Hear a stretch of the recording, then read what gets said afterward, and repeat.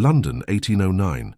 Spring brought with it the familiar flutter of anticipation that marked the beginning of another social season.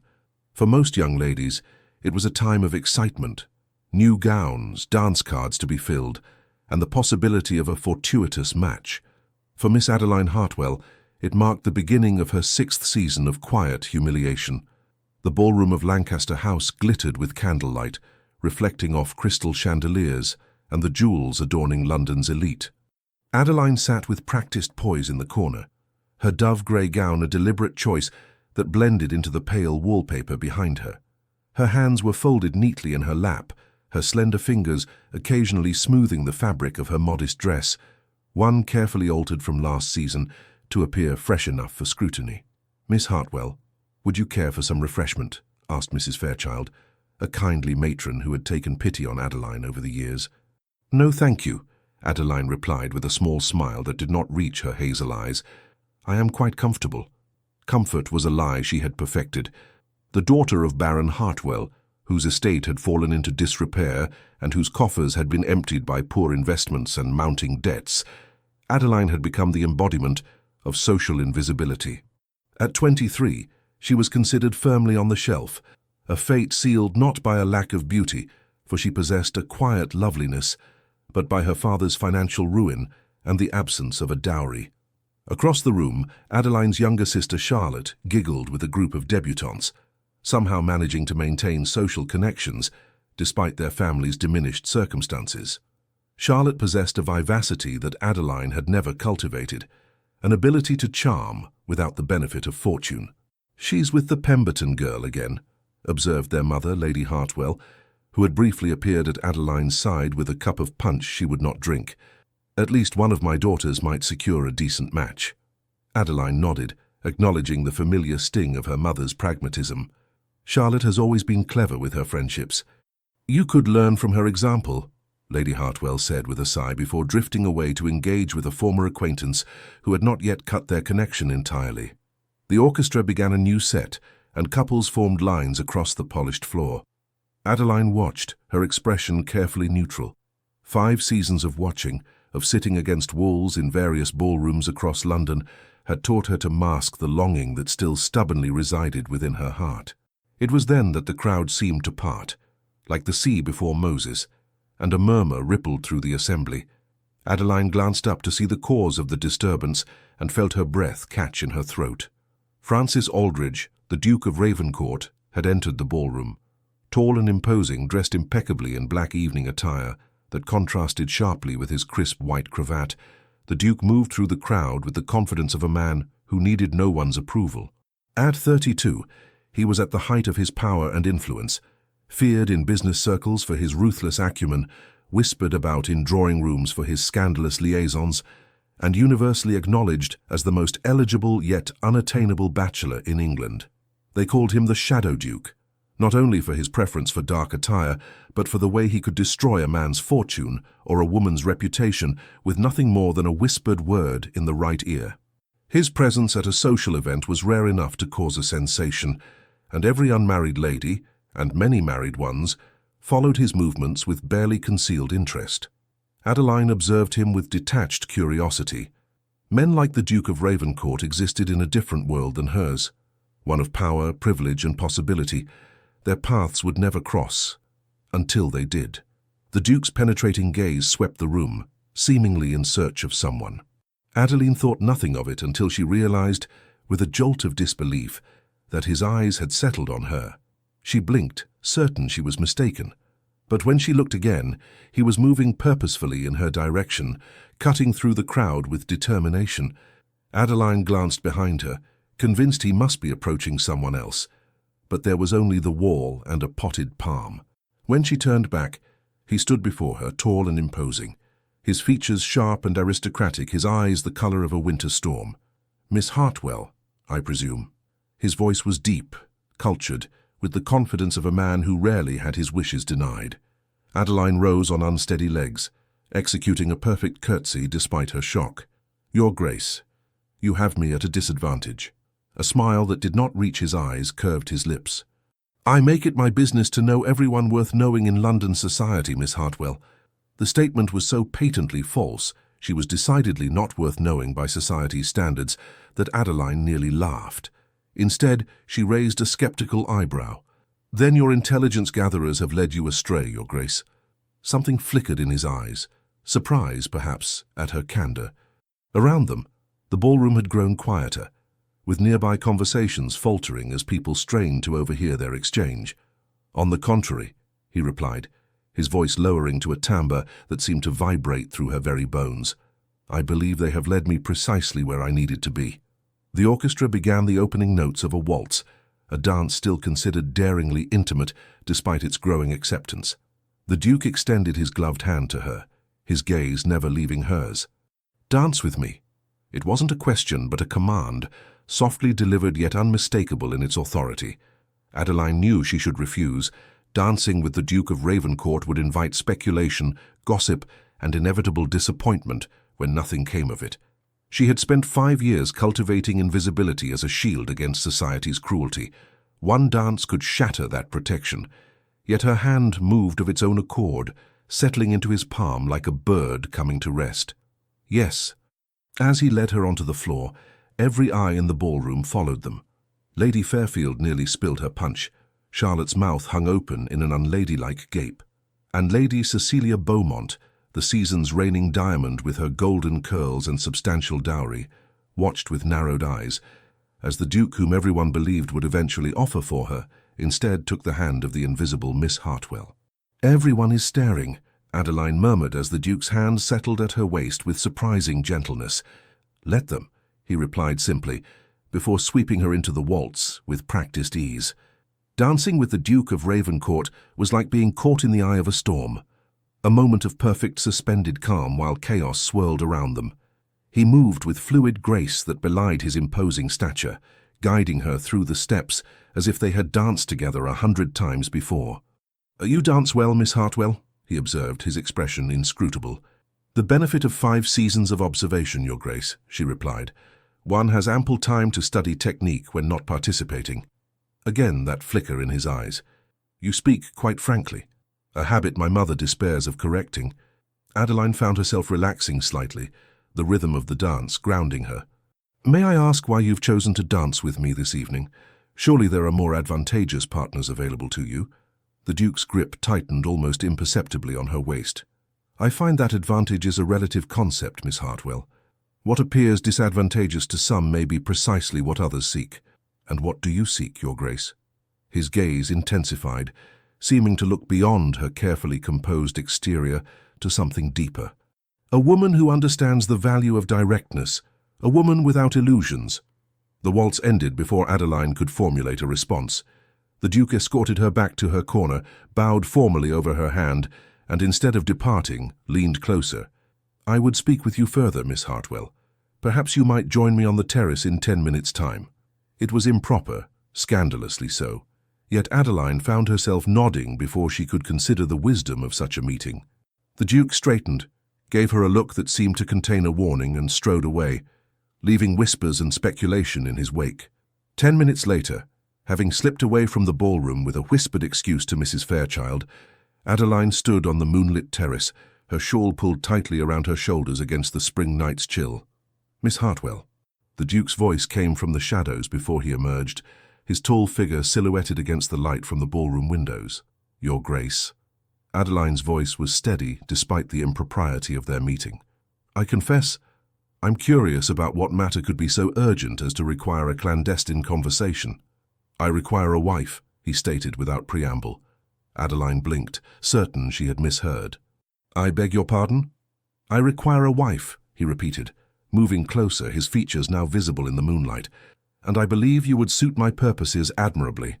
"Your purposes?" Adeline echoed, her mind struggling to make sense of his words. "My brother and his wife died 6 months ago, a boating accident on Lake Geneva." His voice remained even, though something in his eyes suggested a deeper pain. "They left behind a daughter, my niece Eleanor. She is 5 years old and currently in the care of my sister-in-law's parents. I'm very sorry for your loss, Your Grace, but I fail to see. The Winstons, my late sister-in-law's parents, have petitioned for permanent guardianship of Eleanor. They claim that my bachelor status and reputation make me an unsuitable guardian for a young girl. Understanding began to dawn, and a wife would make you appear more suitable. Precisely. He nodded approvingly, as if she were a pupil who had grasped a difficult concept. The court hearing is in 2 months. I need to present a stable, respectable household before then. But surely someone of your standing could have any number of suitable brides. Lady Cecilia Beaumont, for instance, has made her interest quite clear. The Duke's expression hardened. I have no interest in Lady Cecilia or any woman who seeks the title of Duchess above all else. What I need, Miss Hartwell, is a practical arrangement with a woman who harbors no romantic illusions about marriage to me. And you believe I fit that description because you have observed society from its margins for years. You understand its hypocrisies and cruelties. You speak directly when others would simper and flatter. And, he added with brutal honesty, your family's financial situation is dire enough that a practical arrangement would be welcome. Adeline felt heat rise to her cheeks, not from maidenly embarrassment but from a flash of indignation. You've investigated my family's finances? I investigate everything that concerns me, Miss Hartwell. And what exactly would this practical arrangement entail? Marriage, of course. You would become the Duchess of Ravencourt, mistress of Greymoor Estate in Yorkshire, and stepmother to Eleanor. Your father's debts would be settled, and a generous allowance arranged for your parents and sister. In return, you would provide the respectability I need to secure guardianship of my niece. And after the guardianship is secured, what then? The Duke's gaze was steady. We would continue our arrangement. You would have your own suite of rooms at Greymoor. Your obligations would be social in nature, hosting necessary gatherings, appearing at my side when required. Beyond that, your time would be your own. A marriage in name only, then? Something flashed in his eyes too quickly to interpret, unless mutually agreed otherwise. Adeline turned away, moving to the stone balustrade of the terrace. The garden beyond lay in shadows, much like the future the Duke was proposing. A duchess in title only, married to a man who sought her for her practicality rather than any deeper connection. It should have been offensive. Yet wasn't it more honest than the false flattery and empty promises that characterized so many marriages of her acquaintance? And what were her alternatives? Another 5 seasons of sitting against walls, watching Charlotte marry while she herself became the spinster aunt, dependent on the charity of others. You need not answer immediately, the Duke said, breaking the silence. I will call upon you tomorrow at 2 o'clock. We can discuss the terms more thoroughly then. Adeline turned back to face him. And if I refuse? For the first time, uncertainty crossed his features. Then I shall have to seek another solution. Another practical bride, you mean? Yes. The admission was candid. Though I suspect I would be hard-pressed to find one who intrigues me as you do, Miss Hartwell. Before she could respond to this unexpected statement, the terrace doors opened, spilling light and the sound of music into their private conversation. The Duke stepped away from her with practiced ease. Consider my proposal, he said quietly. Until tomorrow, Miss Hartwell. With a formal bow, he departed, leaving Adeline alone with the night air and a decision that would alter the course of her life forever. Greymoor Estate loomed against the Yorkshire sky like something from a fevered dream. Gothic spires reaching toward the clouds, windows like watchful eyes, and stone walls darkened by centuries of Yorkshire rain. As the ducal carriage approached through an avenue of ancient oaks, Adeline felt a shiver that had nothing to do with the autumn chill.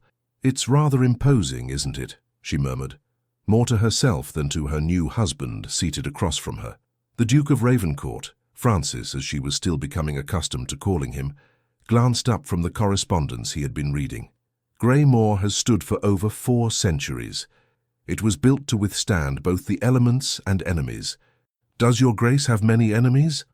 The question slipped out before she could reconsider it. His lips quirked in what might have been amusement. Every man of consequence has enemies, Duchess. And please, when we are alone, I would prefer you use my given name. We agreed upon that. Francis, she amended, the name still foreign on her tongue, despite having been married to him for a fortnight. Their wedding had been a quiet affair at St. George's in London, with only her immediate family and a handful of his associates in attendance.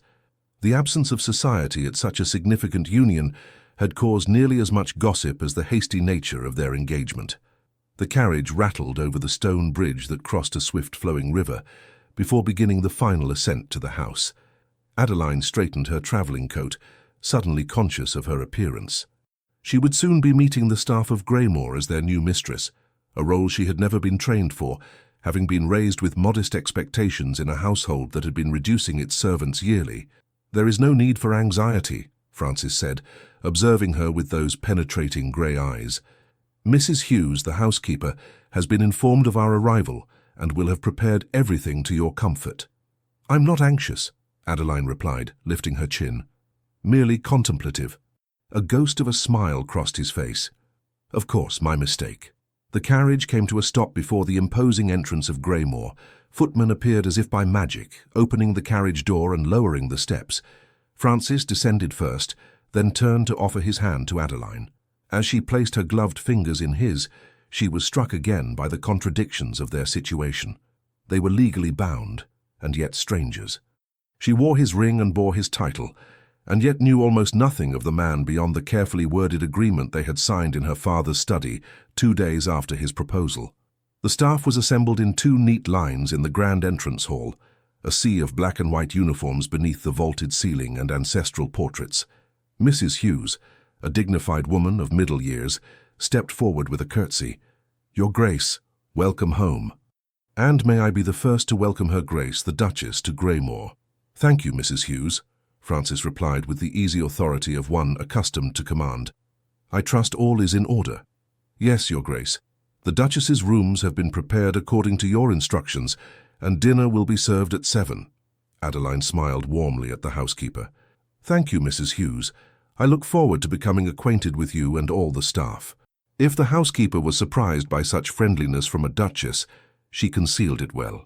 "It would be my pleasure to conduct you on a tour of the house tomorrow morning, Your Grace, after you've had time to rest from your journey." "That would be most helpful." Francis placed a proprietary hand at the small of Adeline's back, a gesture that sent an unexpected warmth through her, despite the formality of their arrangement. "Mrs. Hughes will show you to your rooms now. I have some business matters to attend to in my study, but I shall join you for dinner." With that he was gone, striding away down a corridor with the confidence of a man who had never questioned his place in the world. Adeline watched him go, struck by the realization that this imposing house and this enigmatic man were now the center of her existence. Mrs. Hughes led her up a grand staircase, past portraits of stern-faced Aldridges who seemed to judge her with painted eyes. "The family wing is in the east section of the house, Your Grace. His Grace has had the Duchess's suite entirely refurbished for your arrival." "That was thoughtful of him," Adeline replied, though she wondered if it had been thoughtfulness or simply another detail in his meticulous planning. The Duchess's suite proved to be a revelation, a sitting room in soft blues and creams that opened into a bedchamber of understated elegance. Beyond that lay a dressing room and a private bathing chamber with modern plumbing, a luxury Adeline had not experienced in her father's increasingly shabby home. "His Grace selected the furnishings himself," Mrs. Hughes informed her with a note of approval. "Most unusual, but he was most specific about certain details." Adeline ran her fingers over the spines of books arranged on a small shelf, novels and poetry collections, including several of her favorites. Had Francis chosen these, or had it been the work of an efficient secretary given instructions to furnish a lady's room? "Your lady's maid, Miss Wilson, will attend you shortly," Mrs. Hughes continued. "Is there anything else you require in the meantime, Your Grace?" "No, thank you. This is all quite overwhelming." Once alone, Adeline moved to the window, which offered a view of the estate's grounds, formal gardens giving way to wilder parkland, and beyond that, the rolling moors stretching to the horizon. It was beautiful in its stark way, so different from the manicured gardens of London townhouses, or the gentle countryside of Hampshire where she had been raised. A soft knock at the door announced the arrival of Miss Wilson, a young woman with clever eyes and capable hands, who helped Adeline change from her travelling costume into a more comfortable afternoon dress. Throughout the process, Adeline attempted to establish a rapport with her new maid, finding her responsive but carefully reserved, no doubt uncertain of her new mistress's temperament. After Miss Wilson departed, promising to return to help her dress for dinner, Adeline decided to explore her new domain. The agreement she had signed had made it clear that she would have authority as mistress of Greymoor, a responsibility she intended to take seriously, regardless of the unusual nature of her marriage. The family wing contained several unused bedchambers, a small morning room, and a music room with a pianoforte that appeared well-maintained, despite Francis's bachelor status. Adeline ran her fingers over the keys, producing a soft, resonant chord that seemed to hang in the air of the silent house. "You play?" She turned with a start to find Francis standing in the doorway, his tall frame filling the space. "A little," she admitted, "though not with any great skill. You must feel free to use the instrument whenever you wish." He entered the room, his footsteps silent on the thick carpet. "This was my mother's favorite room. She was an accomplished pianist." It was the first personal detail he had shared with her. "Was? She has passed then?" "When I was 16. My father followed 3 years later." "I'm sorry." The words felt inadequate, but sincere. Francis shrugged, a barely perceptible movement of his broad shoulders. "It was many years ago." Silence fell between them, neither comfortable nor uncomfortable, simply a space unfilled. Adeline sought to bridge it. "When will your niece join us at Greymoor?" "Eleanor." Something in his expression softened at the mention of the child. "Not for several weeks yet. The court proceedings are progressing, but there are formalities to be observed. The Winstons have agreed to allow her to visit next week, however, so that she might become acquainted with you. I look forward to meeting her." Francis studied her face, as if searching for insincerity. Finding none, he nodded. "I believe you will find her a delightful child, though somewhat reserved. She has suffered much change in her young life. Children are often more resilient than we give them credit for," Adeline offered. "With patience and consistency, I'm sure she will adjust to her new circumstances." "You speak as if from experience." Adeline smiled faintly. "My sister Charlotte is 7 years my junior. After our circumstances changed, she struggled to understand why certain luxuries were no longer available to us. Children feel such losses keenly, even when they cannot articulate their confusion." Francis's gaze remained on her, thoughtful and assessing. "You have an unusual perspective, Adeline." "A benefit of being invisible in society, Your Grace." "Francis," she corrected herself, "one observes a great deal when not the subject of attention oneself. Yet you are not invisible now," he pointed out. "As Duchess of Ravencourt, you will find yourself the object of intense scrutiny."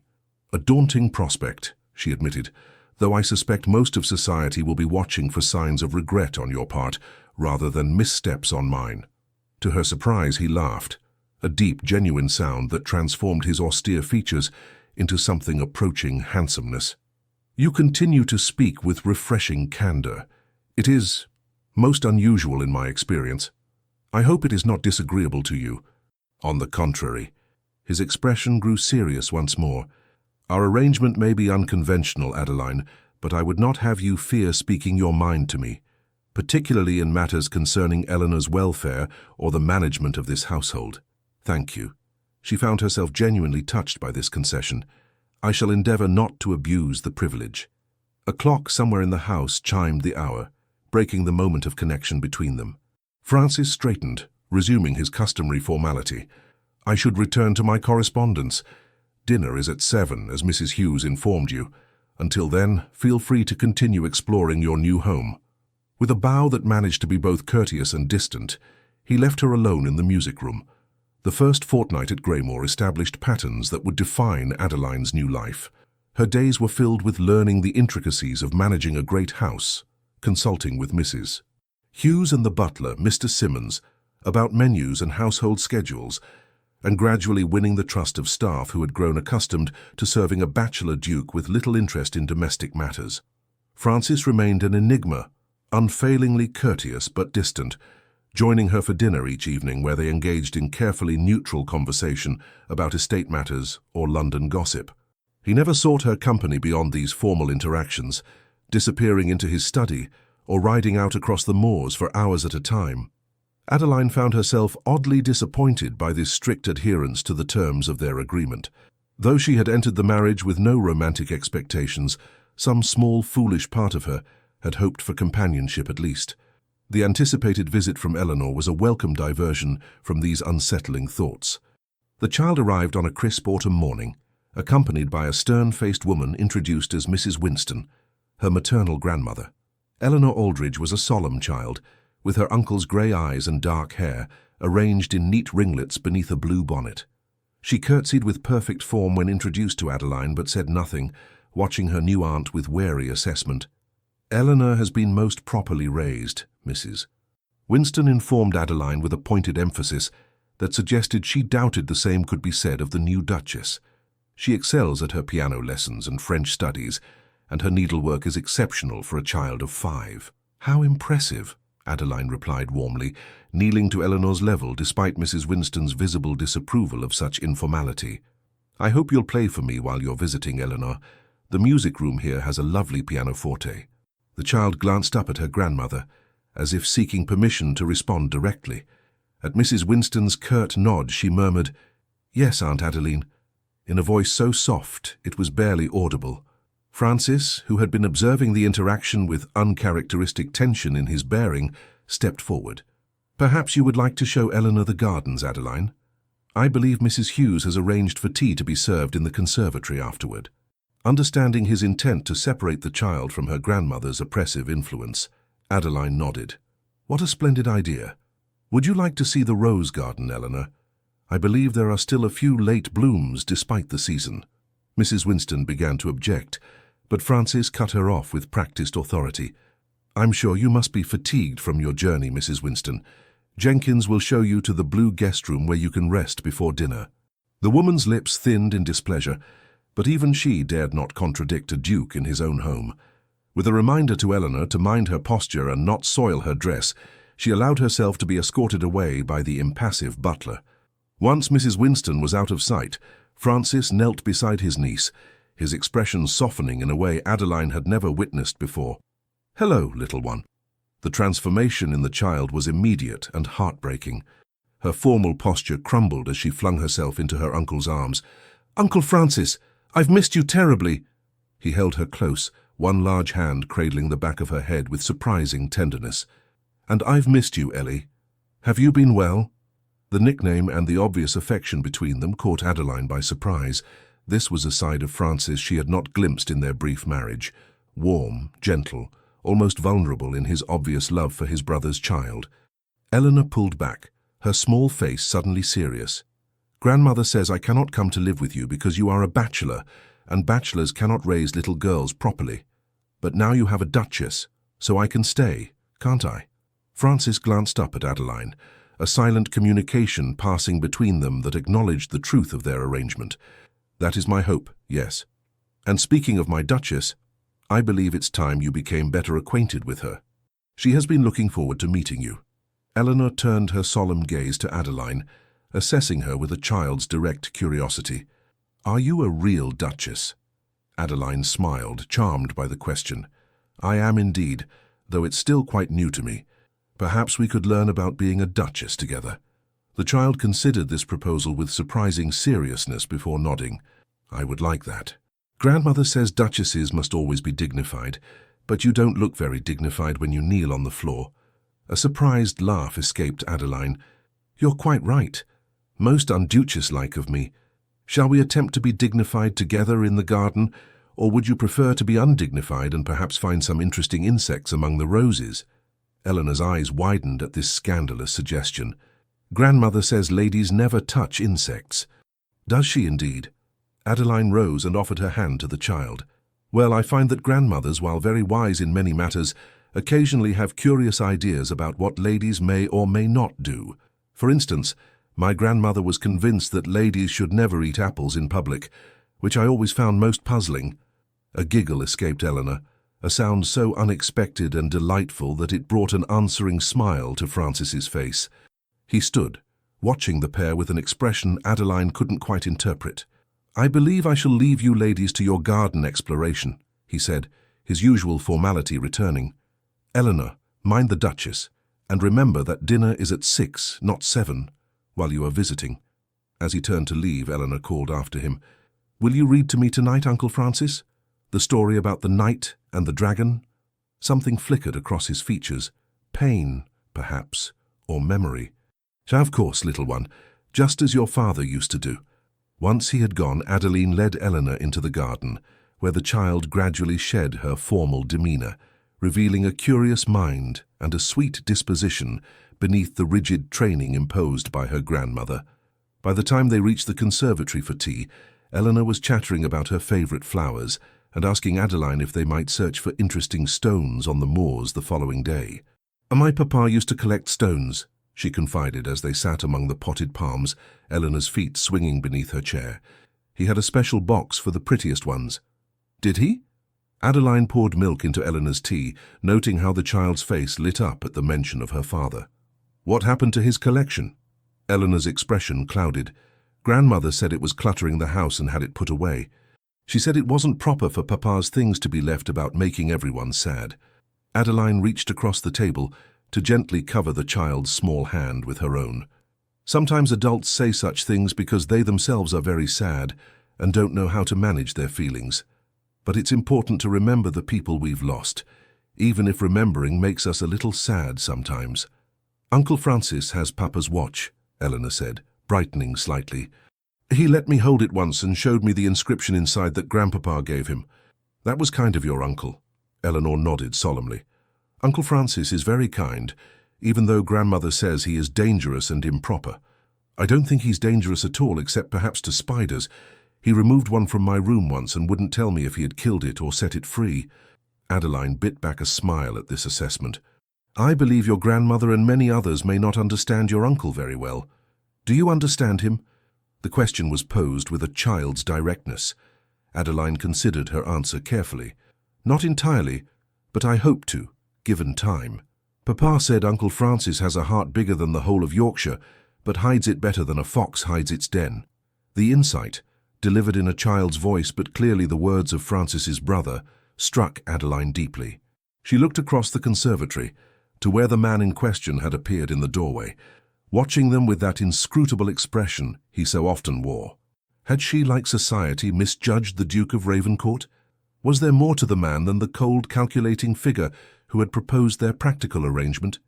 The question lingered in her mind as Francis approached to join them for tea, his manner warming perceptibly as Eleanor recounted their garden adventures with animated enthusiasm. For the first time since their marriage, Adeline found herself truly curious about the man she had wed, not as the shadow duke of society's gossip, but as the uncle who read dragon stories and removed spiders from little girls' rooms. The man who, according to his brother, possessed a heart larger than Yorkshire itself. October gave way to November, bringing with it the biting wind and grey skies for which Yorkshire was notorious. Within the stone walls of Greymoor, Adeline had settled into her role as Duchess with growing confidence, earning the respect of the staff and gradually making the imposing house feel more like a home. Eleanor's visit had concluded with promises of her return for Christmas, a prospect that brought genuine pleasure to Adeline, who had developed a deep affection for the solemn little girl with her keen observations and hidden spark of mischief. The court proceedings regarding her guardianship continued, with Francis making regular trips to London to consult with his solicitors. Each return brought cautious optimism. Their marriage had indeed strengthened his case considerably. It was after one such return, as Adeline sat in the small morning room she had claimed as her private sanctuary, that a footman arrived with a silver salver bearing a visiting card. "Lady Cecilia Beaumont, Your Grace," he announced. "She asks if you are receiving callers this afternoon." Adeline concealed her surprise behind a calm smile. "Yes, of course. Please show her ladyship to the blue drawing-room and ask Mrs. Hughes to arrange for tea."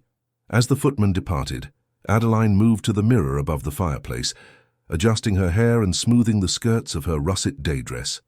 Lady Cecilia's arrival was unexpected and, given the woman's known interest in Francis before his sudden marriage, potentially awkward. The blue drawing-room, with its elegant furnishings and views of the frost-touched gardens, provided a formal setting for their meeting. Adeline entered to find Lady Cecilia examining a porcelain figurine with critical interest. "Lady Cecilia, what an unexpected pleasure." Adeline's voice was warm despite her wariness. Cecilia turned, setting down the figurine with deliberate care. She was as beautiful as Adeline remembered, golden-haired, blue-eyed, with the kind of perfect features that seemed almost mathematically designed to appeal. Her travelling costume was the height of fashion, the deep green velvet flattering to her complexion. Duchess. Lady Cecilia curtsied with perfect form, her smile not quite reaching her eyes. How kind of you to receive me without notice. I was visiting cousins in the area and thought it only proper to pay my respects to Greymoor's new mistress. How thoughtful, Adeline replied, gesturing toward the settee. Please, make yourself comfortable. Tea will arrive shortly. They settled into the elegant furniture, the silence between them charged with unspoken tension. Cecilia's gaze wandered the room, taking in the details of Adeline's domain with barely concealed assessment. You've made changes to the drawing room, she observed.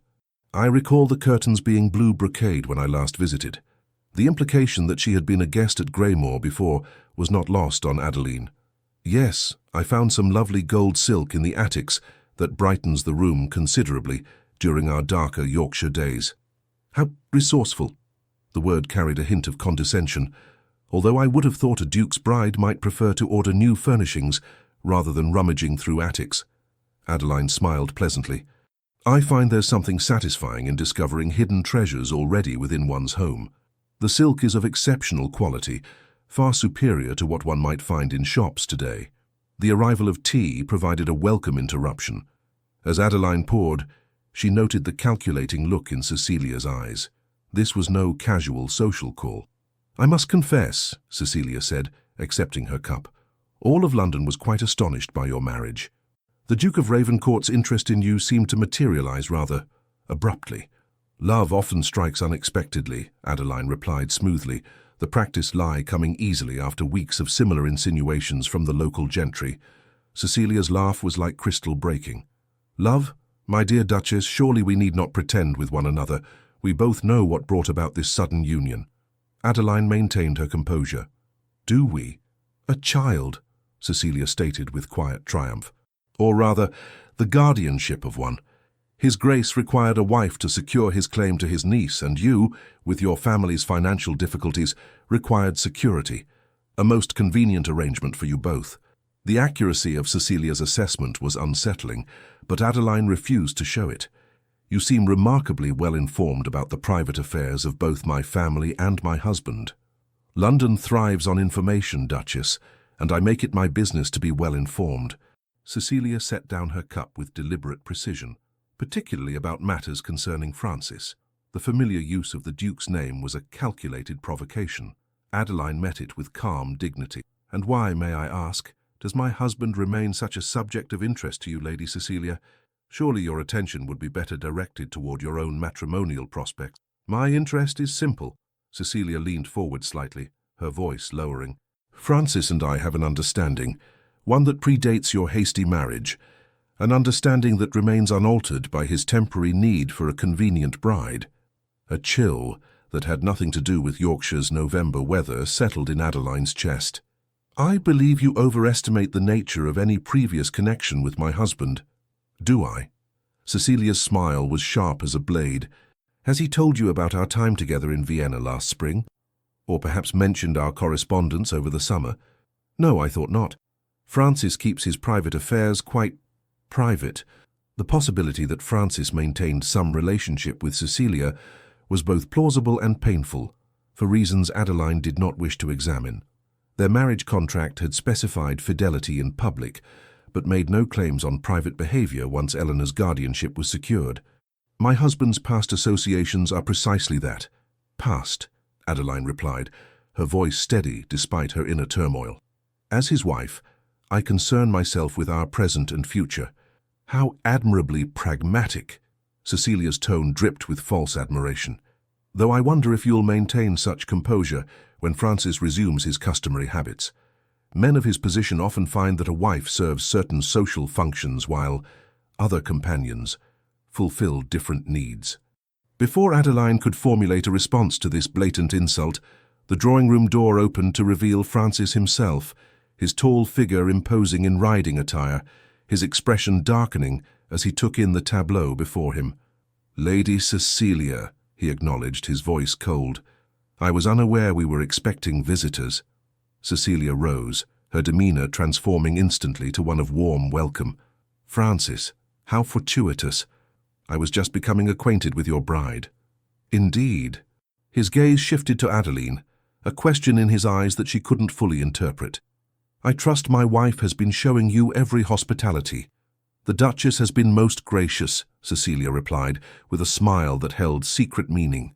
"We've been having such an illuminating conversation." "I'm certain you have."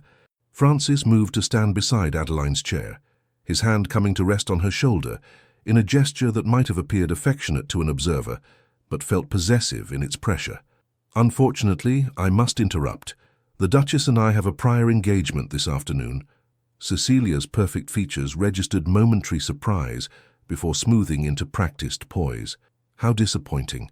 I had hoped we might speak privately, Francis, about the matter we discussed in London last month. Any business between us can be conducted through my solicitors, Lady Cecilia." His tone was final, brooking no argument. "Jenkins will see you out. I wish you a safe journey back to your cousins." The dismissal was unmistakable. Cecilia gathered her gloves with deliberate slowness. Of course, another time, perhaps. She turned to Adeline with a smile that held no warmth. "Duchess, thank you for the tea. I do hope we'll meet again soon, perhaps in London for the Christmas season. I understand Greymoor can be terribly isolated in winter." After she had departed, the silence in the drawing-room grew thick with unspoken questions. Francis's hand remained on Adeline's shoulder, a weight she could not interpret as either supportive or constraining. "I apologize for the intrusion," he said finally, moving away to stand by the window. "Lady Cecilia has a habit of appearing where she is not invited." "She seems quite familiar with Greymoor," Adeline observed carefully. "And with you." Francis's back stiffened. "We have moved in the same social circles for years. Her father, the Earl of Harrington, was an associate of my father's." "She spoke of Vienna, and of correspondence between you." He turned, his expression guarded. "Did she indeed? And did you believe her insinuations?" Adeline met his gaze directly. "I don't know what to believe, Francis. Our arrangement has always been clear regarding its purpose, but not its boundaries." For a long moment he studied her face, as if searching for something hidden there. Then he sighed, a sound so weary it seemed to carry the weight of years. "Lady Cecilia harbours certain expectations regarding her future that I have never encouraged. Whatever she implied about our relationship is a fiction of her own creation. She believes she will still become the Duchess of Ravencourt." A harsh laugh escaped him. "A title that is already occupied, as she has been clearly informed." "For now," Adeline said softly, "our agreement specified that once Eleanor's guardianship is secured, you would be free to—" "I am aware of the terms," he interrupted, his voice sharp. "As apparently is half of London society." He ran a hand through his dark hair, a rare gesture of frustration. "Lady Cecilia's visit was a calculated attempt to sow discord. I would ask that you not allow her manipulations to succeed." "Of course," Adeline replied, rising from her chair with as much dignity as she could muster. "If you'll excuse me, I have household matters to attend to." Francis caught her arm as she moved to pass him. "Adeline." The sound of her name on his lips, spoken with unusual gentleness, halted her retreat. "Whatever Lady Cecilia implied about my past or future intentions, I assure you that I hold our arrangement in the highest regard. You have my respect and my loyalty." Their eyes met, and for a moment something unspoken passed between them, a current of understanding that transcended the careful terms of their marriage contract. Then Adeline nodded, breaking the connection. "Thank you for the reassurance, Your Grace."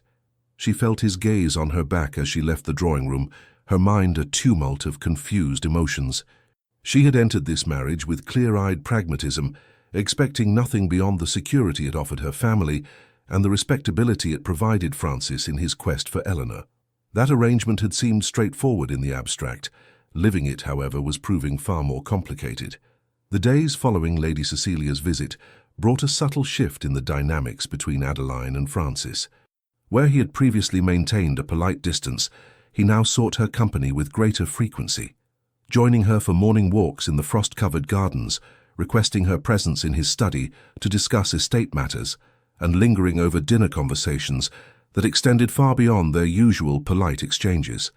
Whether this change stemmed from genuine desire for her company or from concern about Cecilia's influence, Adeline could not determine. Either way, she found herself cautiously welcoming the opportunity to know her husband better. "I've been reviewing the household accounts," she mentioned one evening, as they sat before the fire in his study, she with her embroidery, he with a ledger open on his lap. "Mrs. Hughes has been most helpful in explaining the systems in place." Francis glanced up, his expression interested rather than dismissive as it might once have been. "Have you found them satisfactory?" "Largely, yes. Though I've noticed the village school receives a rather modest allowance. I wondered if it might be increased to allow for additional books and perhaps a second teacher. The current arrangement has one poor woman attempting to educate nearly 40 children of various ages." His eyebrows rose slightly. "You've visited the village school?" "Several times," she admitted. "I've been accompanying Dr. Bennet on his rounds to the tenant families. It seemed a practical way to become acquainted with the estate's people. Most duchesses would consider such duties beneath their dignity." Adeline's needle moved steadily through the linen. "I am not most duchesses, as you were well aware when you proposed our arrangement." To her surprise, a smile curved his lips, a genuine expression that softened the austere planes of his face. "Indeed I was. It is one of the qualities that recommended you to me." The compliment, unexpected and sincere, brought a flush to Adeline's cheeks. "You have no objection to the increased school allowance, then?" "None whatsoever. In fact—" He hesitated, then continued with unusual openness. "My brother had proposed a similar improvement before his death. George always had a keen interest in education." "You miss him very much, don't you?" Adeline asked softly. Francis's gaze returned to the ledger, though she suspected he no longer saw the figures written there. George was different from me, more open, more trusting. A shadow crossed his features. Perhaps if he had been less so, he might still be alive. The statement hung in the air between them, laden with implication. Adeline set aside her embroidery. "You don't believe the boating accident was truly an accident?"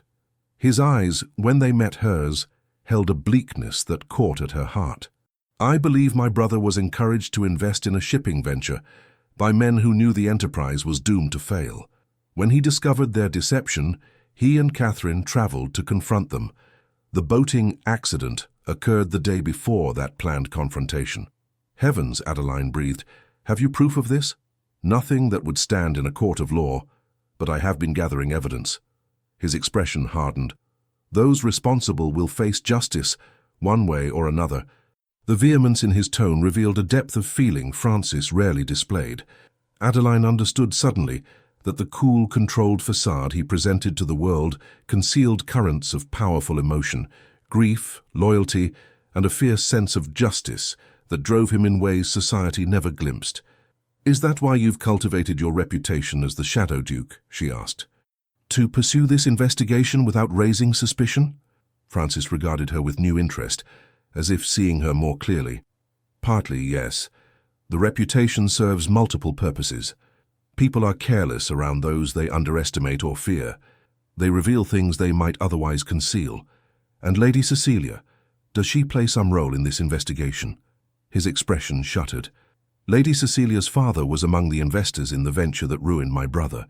Whether he was complicit in the deception or merely another victim remains unclear." Understanding dawned. "So your connection to her was strategic rather than personal?" "Initially, yes." He closed the ledger, setting it aside.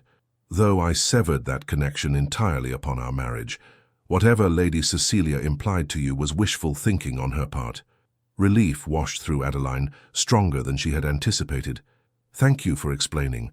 I confess her visit left me unsettled." Francis rose from his chair, moving to stand before the fire. The flames cast his profile in sharp relief against the shadows of the room. "Our arrangement has asked much of you, Adeline. You've left your family and friends to live in this isolated house with a man society considers dangerous and unpredictable. You've taken on responsibility for a child not your own, and you've done so with more grace than I had any right to expect." The honesty in his voice touched something deep within her. "The arrangement has benefited me as well, Francis.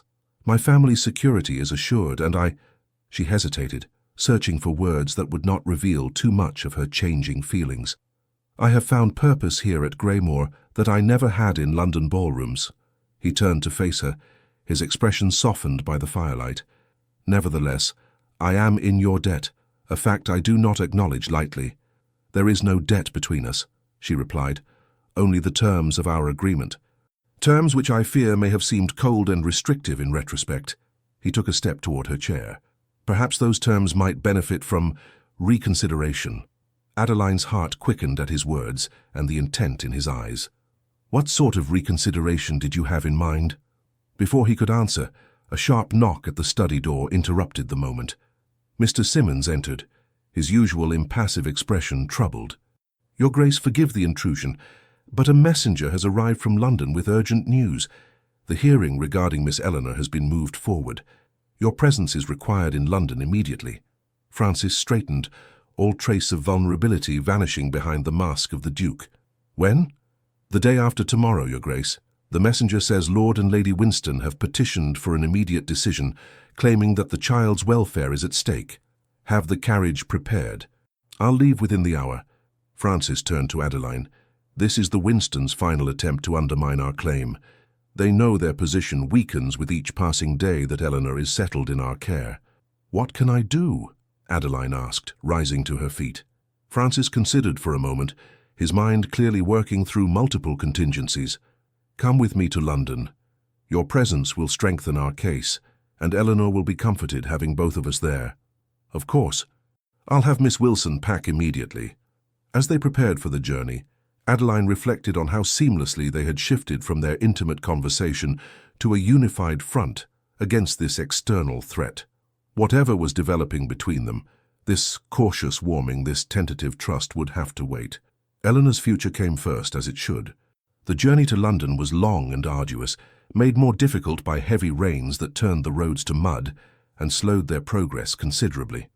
By the time they reached the Duke's London residence in Grosvenor Square, both were exhausted and anxious about the hearing scheduled for the following morning. Eleanor was already there, having been brought from the Winstons' home by a court-appointed chaperone. The child flew into Francis's arms the moment he entered the drawing room, her small face alight with joy, despite the uncertainty surrounding her future. "Uncle Francis, Aunt Adeline, I knew you would come." Francis lifted her high, his severe expression melting into genuine warmth. "Of course we came, little one. Nothing could have kept us away." Eleanor's gaze moved anxiously between them. "Grandmother says the judge might make me stay with them forever. She says you're not suitable guardians because—" She hesitated, clearly repeating words she didn't fully understand. "Because your marriage is a sham, and you don't truly care for each other." Adeline exchanged a quick glance with Francis, seeing her own alarm reflected in his eyes. The Winstons were playing a dangerous game, involving a child in adult manipulations. Kneeling beside Eleanor, Adeline took the little girl's hand in hers. "Eleanor, sometimes adults say unkind things when they're afraid of losing someone they love. Your grandmother loves you very much and is frightened of changes, but you mustn't worry about what she says about us." "But is it true?" Eleanor's grey eyes, so like her uncle's, searched Adeline's face. "Grandmother says you only married Uncle Francis because he paid your family's debts." Francis crouched beside them, his large hand gentle on Eleanor's shoulder. "Eleanor, listen to me. What exists between adults is often complicated and not easily explained to children. But I can promise you this. Your Aunt Adeline and I have the deepest respect for one another, and we both love you dearly. Our home at Greymore is waiting for you, and we very much want you to live there with us." The child's expression remained troubled. "But do you love each other?" "Mama and Papa loved each other. They were always laughing and holding hands, even when they thought I wasn't looking." Adeline felt Francis tense beside her, clearly struggling for an answer that would reassure Eleanor without being an outright lie. Before he could respond, Adeline reached for his hand, twining her fingers with his in a gesture that felt both foreign and strangely right. "Love comes in many forms, Eleanor," she said softly, "and it often grows over time, like a garden that becomes more beautiful with each passing season. Your uncle and I may not have had the same beginning as your parents, but that doesn't mean our story is any less true." Francis's fingers tightened around hers, a silent acknowledgement of her careful words. To Eleanor he added, "Your Aunt Adeline is very wise, little one. Now why don't you show her the new doll the court chaperone brought you, while I speak with Mr. Hargrove about tomorrow's hearing?" Once Eleanor had been settled for the night, with promises from both of them to be there when she woke, Francis and Adeline met with the solicitor in the Duke's study. Mr. Hargrove, a sharp-eyed man with greying whiskers, laid out the situation with blunt clarity. "The Winstons are claiming that your marriage is a contrivance designed solely to influence the court," he explained. "They've presented affidavits from several London acquaintances testifying to your Grace's bachelor habits and sudden unexpected interest in Miss Hartwell." "That's preposterous," Francis growled, pacing before the fire. "My personal history is irrelevant to my ability to provide a stable home for Eleanor. On the contrary, Your Grace, it is highly relevant in the eyes of the court. A child, particularly a female child, requires moral guidance and stability. The Winstons are positioning themselves as the conventional, respectable option. And us as what? Immoral and disreputable?" Adeline asked, indignation colouring her voice. Hargrove's expression was sympathetic but frank. "They are suggesting that your Grace married hastily and for convenience, that the union lacks the foundation necessary for a stable household, and that it is likely to dissolve once its immediate purpose is served." Francis stopped his pacing, turning to face them with cold fury in his eyes. "They dare question my commitment to my brother's child?" "Not directly, Your Grace. Rather, they question whether your household, with a marriage they characterize as one of convenience rather than affection, provides the emotional security Eleanor requires." "This is ridiculous," Adeline protested. "Countless aristocratic marriages begin as arrangements of convenience and develop into perfectly stable households." "Indeed, Your Grace," Hargrove agreed, "and that is precisely the argument we shall make. However," he hesitated, clearly uncomfortable with what he needed to say next, "the court will be observing you both closely tomorrow. Any hint of distance or formality between you will be noted and may influence the judge's decision." Understanding dawned. "You're suggesting we present ourselves as a love match," Francis stated flatly. "I am suggesting, Your Grace, that you present yourselves as a united couple with genuine affection and commitment to one another. The court does not expect grand passion, but it does expect the kind of bond that will provide Eleanor with security and an example of proper marital relations." After the solicitor departed, silence fell between them, heavy with implications. Adeline stood by the window, watching the rain streak the glass, a reflection of her own turbulent thoughts. "This complicates matters," Francis said finally, pouring himself a glass of brandy from the decanter on his desk.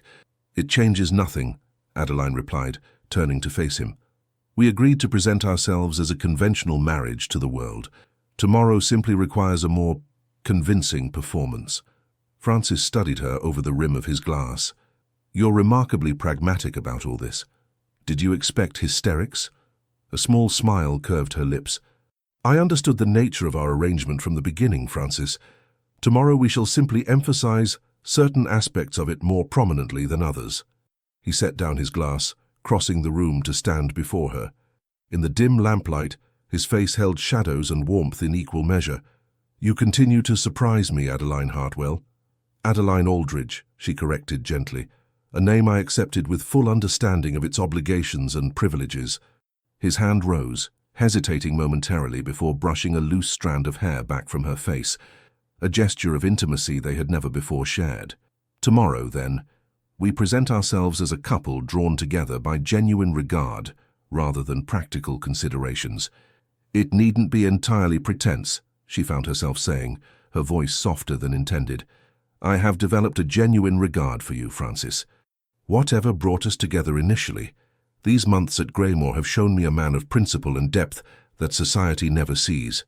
Surprise flickered in his eyes, followed by something warmer. "And I have discovered that the quiet wallflower of London ballrooms possesses more courage and character than most who command the spotlight." His hand lingered near her face, his voice lowering. "Perhaps Hargrove is right. Perhaps what began as convenience has become something more substantial." The moment hung between them, charged with possibility. Then, with careful deliberation, Francis leaned forward and pressed his lips to hers, a kiss so gentle it might have been imagined, yet so profound it seemed to alter the very air around them. When he drew back, his eyes searched hers, questioning.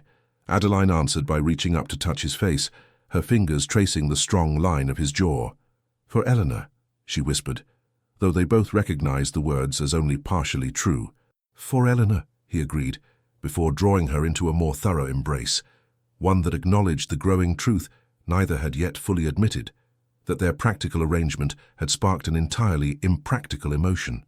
The courtroom was imposing. Oak paneling, high ceilings, and the weight of centuries of legal precedent, creating an atmosphere of solemn authority.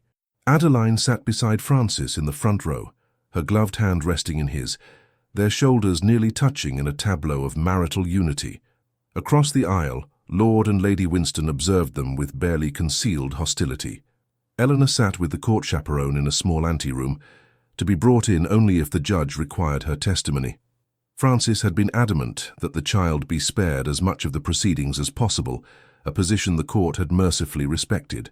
Judge Blackwood, a stern-faced man whose reputation for fairness was matched only by his intolerance for deception, reviewed the documents before him with methodical care.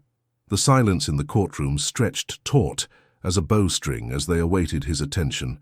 "This case," he began finally, his voice resonating with practiced authority, "concerns the guardianship of Miss Eleanor Aldridge, orphaned daughter of Lord George Aldridge and Lady Catherine Aldridge, née Winston. Both maternal and paternal relations petition for custody, each claiming to offer the most suitable home for the child." He peered over his spectacles at both parties. "I have reviewed the affidavits and petitions submitted by both sides. Lord and Lady Winston claim primary consideration based on their biological relationship to the child's mother and their established household. His Grace, the Duke of Ravencourt, and Her Grace the Duchess claim consideration based on the Duke's position as the child's paternal uncle and his brother's appointed guardian in the event of his death." The proceedings continued with presentations from both sides' solicitors. Mr. Hargrove presented their case with eloquence, emphasizing Francis's legal right as named guardian, his financial resources, and the stable home he and Adeline had established at Greymoor. The Winstons' solicitor countered with insinuations about Francis's character and the hasty nature of his marriage, stopping just short of openly calling it a sham. As the arguments continued, Francis's hand tightened around Adeline's, his knuckles white with tension. She stroked her thumb across the back of his hand in a small gesture of reassurance, feeling his grip relax slightly in response. "Your Grace," Judge Blackwood addressed Francis directly, "these allegations regarding the nature of your marriage are troubling.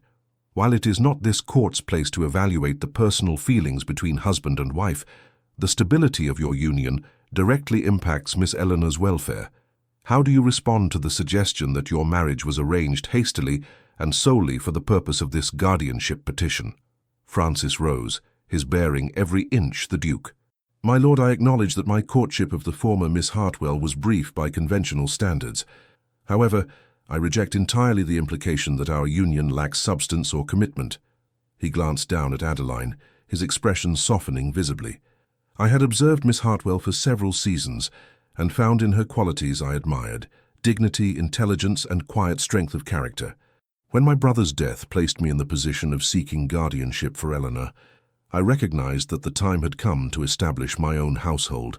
I chose a wife not merely for appearance's sake, but as a genuine life partner with whom I could provide Eleanor the stable, loving home she deserves." The judge's expression remained skeptical. "Yet you had shown no previous inclination toward marriage, despite being of an age where most men of your station have long since established families." "I had not found the right woman," Francis replied simply. "In Adeline, I recognized someone who would complement my strengths and compensate for my weaknesses, someone who could bring warmth to Greymoor and guidance to Eleanor that I alone could not provide. And you, Your Grace." The judge turned his attention to Adeline. "What drew you to accept the Duke's proposal after 5 seasons without forming an attachment?" Adeline rose beside Francis, her hand still clasped in his. "My lord, I had indeed spent several seasons without forming an attachment, but not for lack of opportunity." She smiled slightly. "Rather, I found myself unwilling to accept proposals based solely on practical considerations without the foundation of mutual respect and shared values." She turned to look at Francis, finding it surprisingly easy to infuse her voice with genuine warmth. "In His Grace, I discovered a man of principle and depth behind the facade society observes. A man devoted to his family and determined to honor his brother's memory by raising Eleanor with the love and guidance she deserves.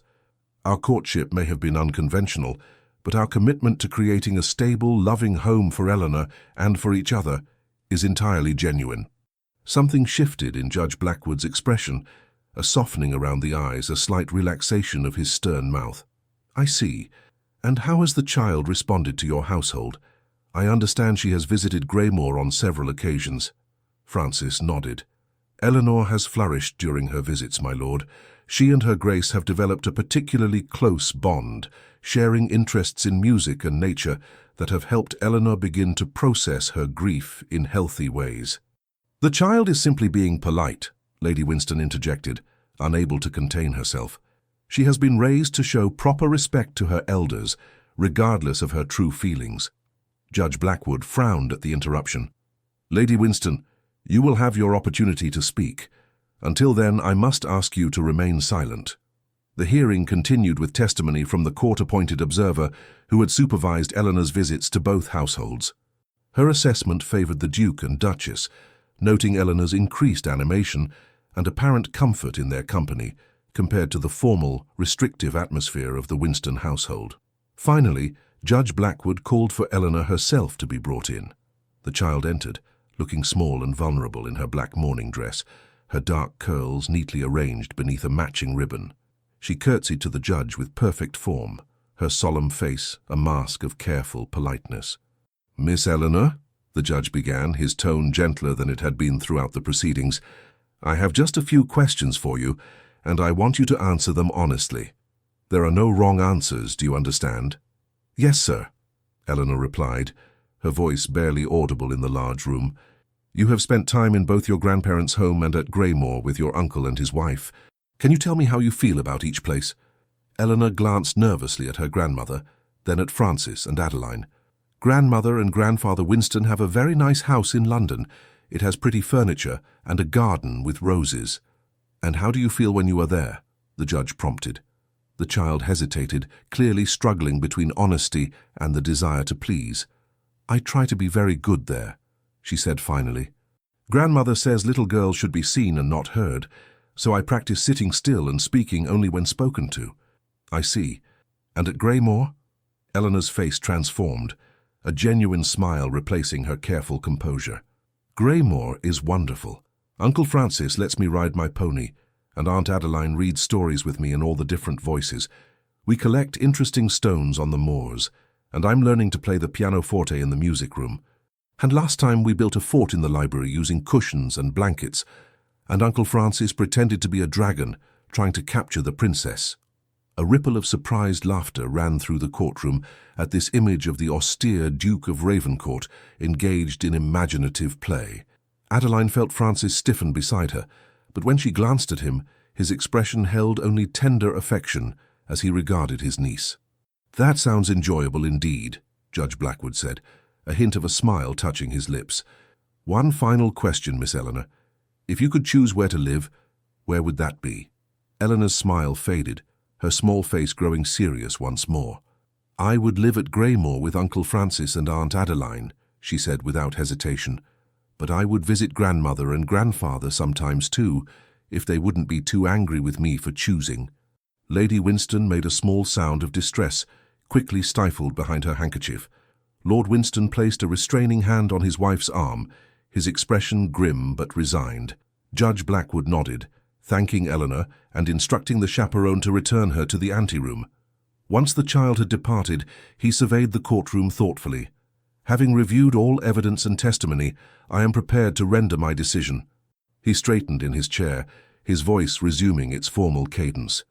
"It is the finding of this court that primary guardianship of Miss Eleanor Aldridge shall be granted to His Grace, Francis Aldridge, Duke of Ravencourt, and Her Grace, Adeline Aldridge, Duchess of Ravencourt, in accordance with the expressed wishes of the late Lord George Aldridge." A wave of relief washed through Adeline, so powerful she might have swayed had Francis not steadied her with a strong arm around her waist. "However," the judge continued, raising a hand to silence the murmurs that had broken out, "this court recognizes the importance of maintaining connections with both maternal and paternal relations. Therefore, Lord and Lady Winston shall be granted visitation rights to be exercised at Greymoor or at their London residence for a period not to exceed 1 week per quarter, unless all parties agree to alternative arrangements. The judgment was fair, fairer than either side had expected, given the acrimony that had developed between them. As the court adjourned, Adeline watched Lord Winston approach Francis with visible effort at dignity. "Your Grace, we," he began, clearly struggling for words. "We only wanted what was best for our granddaughter." Francis regarded him steadily, as did I, Lord Winston. "Perhaps we can agree that Eleanor's welfare transcends our personal differences." "Indeed." Winston hesitated, then continued with palpable difficulty. "My wife, her grief over Catherine's death has made her less reasonable than she might otherwise be. In time, I hope we may establish a more amicable relationship for Eleanor's sake." "That would be my preference as well," Francis replied, his tone measured but not unkind. As the Winstons departed, Adeline squeezed Francis's arm in silent approval of his restraint. They had won, not just legally but morally, by demonstrating the grace and composure that would make them suitable guardians for Eleanor. "Shall we tell her?" Adeline asked softly. Francis's smile was one of genuine joy, an expression she had rarely seen from him. "Yes, together." When they entered the anteroom, Eleanor looked up from the book the chaperone had been reading to her, her eyes wide with apprehension. "Is it over? Did the judge decide?" Francis knelt before her, taking her small hands in his. "Yes, little one. The judge has decided that you will come to live with us at Greymoor, as your father wished." Eleanor's face lit with pure joy. "Truly? Forever? Forever," Adeline confirmed, kneeling beside Francis.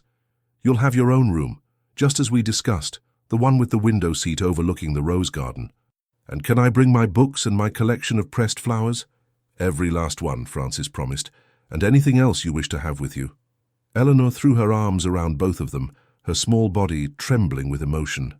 "I knew the judge would understand. I told him the truth, just as you said I should." "You were very brave," Francis said, his voice thick with feeling. "Your father would have been proud."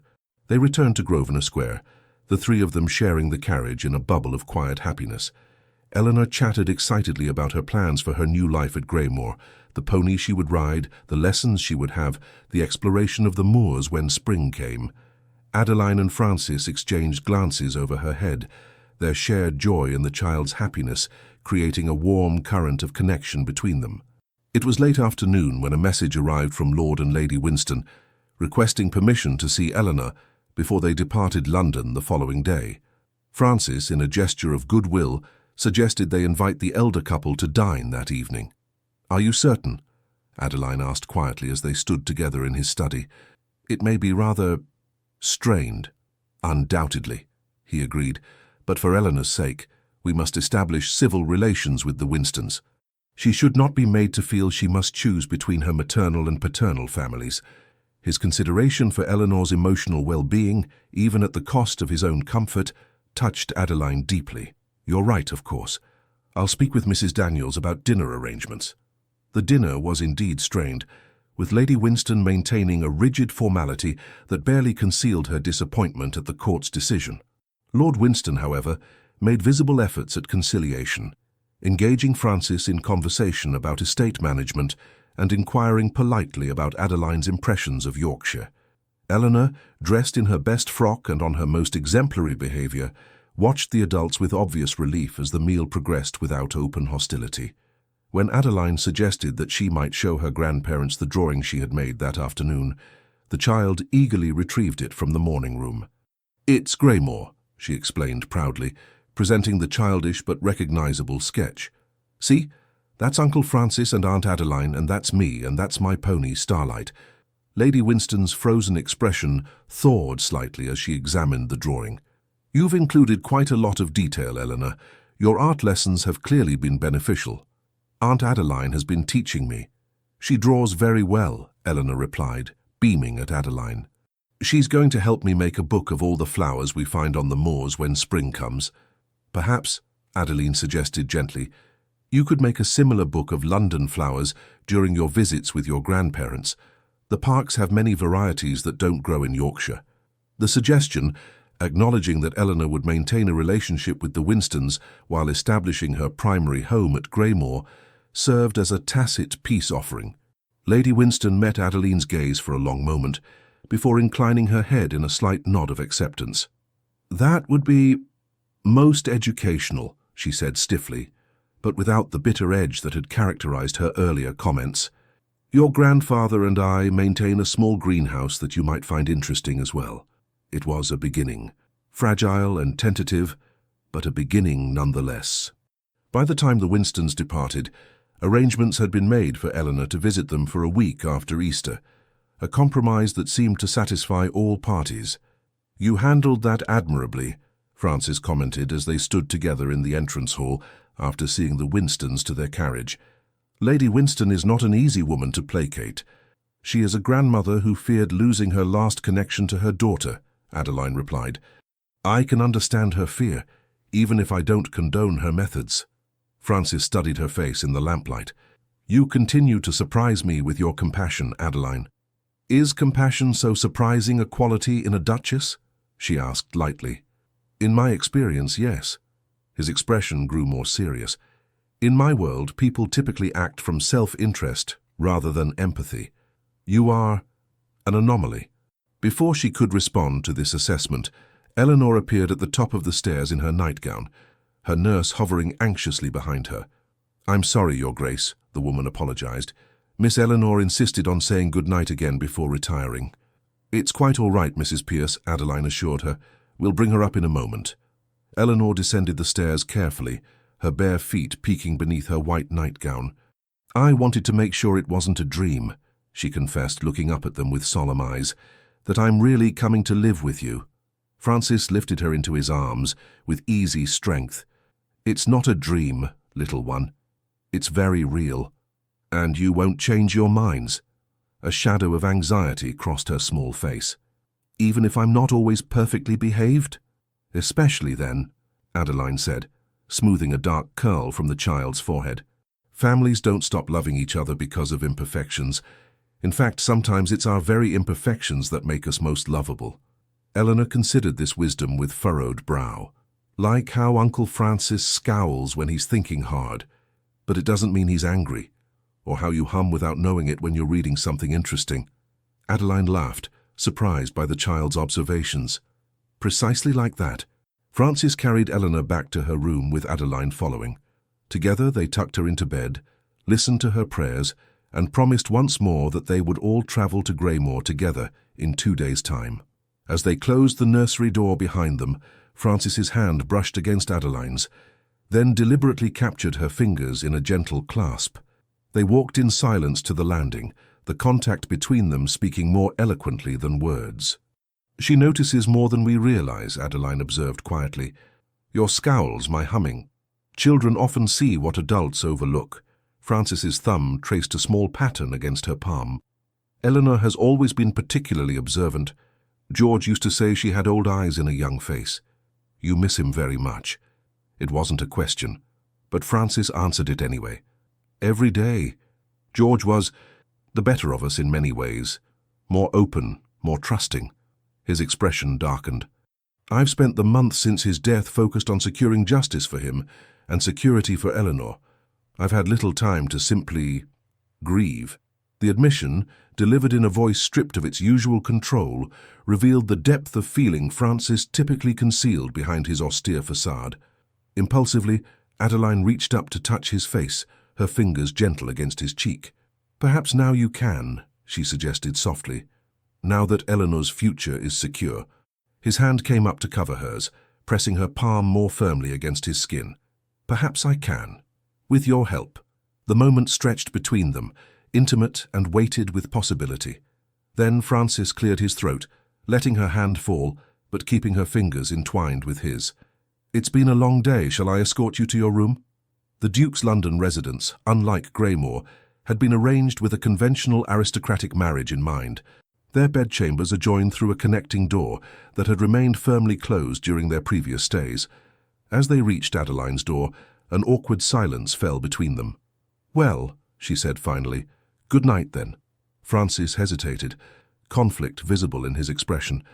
"Adeline, today in the courtroom the things we said about our marriage were necessary for Eleanor's sake," she finished for him, uncertainty making her voice more brisk than intended. "I understand completely. "No," he interrupted, his voice low and intense. "That's not what I meant to say at all." His hand came up to cradle her face, his touch gentle despite the tension in his body.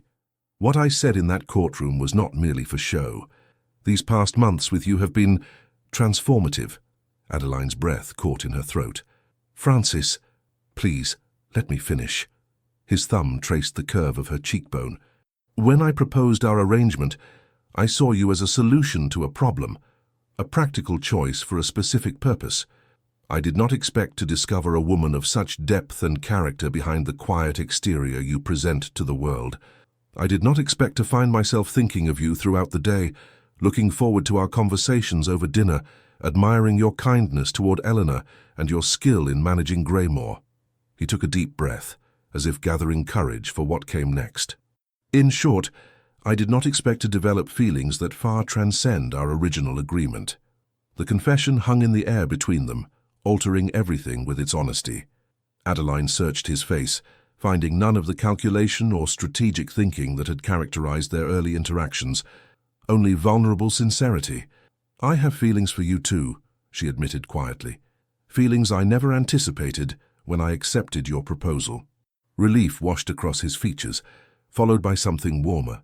"Then perhaps we might consider renegotiating the terms of our arrangement." A smile curved Adeline's lips. "What terms did you have in mind, Your Grace?" Instead of answering with words, Francis lowered his head and captured her mouth with his. Unlike the gentle, tentative kiss they had shared in London, this was a kiss of certainty and awakening desire, deep, thorough, and transformative. When they finally parted, both breathing unevenly, Francis rested his forehead against hers. "I would like to court my own wife, Adeline Aldridge, properly this time, with no practical considerations beyond my genuine desire to know you better." Joy bubbled up within her, light and effervescent. "I believe I would like that very much." His answering smile, rare and unguarded, transformed his austere features into something approaching boyish charm. "Then we are agreed. A new arrangement, based on mutual regard rather than mutual advantage. Although," Adeline added with a teasing lilt, "I see no reason why we cannot have both." Francis laughed, the sound warm and genuine in the quiet corridor. "Indeed, a most sensible approach, Duchess." With a final lingering kiss, he bid her good night, both of them understanding that while their relationship had irrevocably changed, they had time now to explore its new dimensions at their own pace, without the pressure of Eleanor's custody hanging over them. As Adeline prepared for bed, assisted by Miss Wilson, she found herself humming softly, exactly as Eleanor had observed, a physical manifestation of the happiness that seemed too large to contain within her chest. "How you seem in good spirits, Your Grace," Miss Wilson commented as she brushed out Adeline's long hair. "I take it the court proceedings went well?" "Very well indeed," Adeline replied, her smile visible in the mirror's reflection. "Eleanor will be coming to Greymore permanently. The staff will be delighted to hear it. Mrs. Hughes has already begun preparations for the child's room." As Miss Wilson departed, and Adeline slipped beneath the bed covers, she reflected on the extraordinary journey that had brought her to this moment. 6 months ago, she had been the invisible Miss Hartwell, resigned to spinsterhood and a lifetime of quiet desperation. Now she was the Duchess of Ravencourt, mistress of Greymore, guardian to a delightful child, and, most unexpectedly of all, the object of genuine affection from a man she had come to admire deeply. A marriage that had begun as a practical arrangement had transformed into something far more meaningful. What tomorrow might bring she could not know, but for perhaps the first time in her adult life, Adeline faced the future with genuine optimism. Spring came to Greymore in a riot of wildflowers across the moors and tender green shoots in the formal gardens. Eleanor, fully settled into her new home, flourished under the combined influence of Francis's steady guidance and Adeline's gentle encouragement. The child's nightmares, which had been frequent in the early weeks after her arrival, gradually subsided as security and routine worked their healing magic on her young spirit. The household itself seemed to breathe more easily, as if the ancient stones of Greymore had been waiting for the sound of a child's laughter to echo through its halls. Mrs. Hughes, initially so formal and reserved, revealed a grandmother's indulgence toward Eleanor, while Mr. Simmons could occasionally be caught slipping sweets into small hands when he thought no one was watching. As for Francis and Adeline, their relationship blossomed in the warming days of spring. True to his word, Francis courted his wife with the attention and consideration he had not shown during their hasty engagement. They rode together across the estate, her on a gentle mare he had selected specifically for her, him on his powerful black stallion. They spent evenings in the music room, where Adeline's modest piano skills improved under his surprisingly patient tutelage. They read aloud to one another from favorite books, discovering shared tastes in literature and poetry. Most significantly, they talked, truly talked, about their pasts, their hopes, their fears. Francis gradually revealed the complex man behind the Shadow Duke's forbidding reputation, a man shaped by the early loss of his mother, a distant father's impossible expectations, and a fierce loyalty to the brother who had been his one true ally in a world of social calculation and betrayal. In turn, Adeline shared the quiet humiliations of her family's declining fortunes, the painful awareness of being overlooked in a society that valued wealth and connections above character, and her determination to maintain dignity despite circumstances beyond her control. Their physical relationship progressed at a pace that honored both propriety and their growing feelings. The connecting door between their chambers, once firmly closed, now stood ajar more often than not. Kisses that began as gentle expressions of affection grew deeper, more passionate, exploring the new territory of mutual desire with careful consideration. Francis, Adeline discovered, was as thorough and attentive in this aspect of their relationship as he was in all others, learning what pleased her with the same focused intensity he brought to his business affairs, but with a tenderness that belied his public reputation for coldness. The culmination of their courtship came on a perfect May evening as they walked together through the rose garden, now in full and fragrant bloom. Eleanor had been tucked into bed hours before. The household had retired for the night, and they found themselves blissfully alone beneath a canopy of stars. "Do you remember the night we met?" Francis asked, as they paused beside a particularly lovely white rose, its petals luminous in the moonlight. "At the Lancaster House ball?" "Of course." Adeline smiled at the memory. "I thought you must be approaching someone behind me. I couldn't imagine why the Duke of Ravencourt would seek out the invisible Miss Hartwell." "You were never invisible to me." He took her hands in his expression serious in the silvery light. "Even then, watching you from across crowded ballrooms, I noticed your quiet dignity, the intelligence in your eyes, the way you observed everything without judgment or malice. You never approached me in all those seasons," she reminded him, "not until you needed a wife for a very specific purpose. A failure of courage, perhaps." His admission surprised her. "Or a belief that I had nothing to offer a woman beyond my title and fortune, neither of which seemed likely to impress someone who valued substance over appearance." "And now," she prompted softly. Francis drew her closer, his arms encircling her waist. "Now I find myself hoping that what I've become in these months with you, a better guardian to Eleanor, a more conscientious master to the estate's people, a man learning to balance justice with mercy, might be worthy of a woman like you. Francis, I love you, Adeline."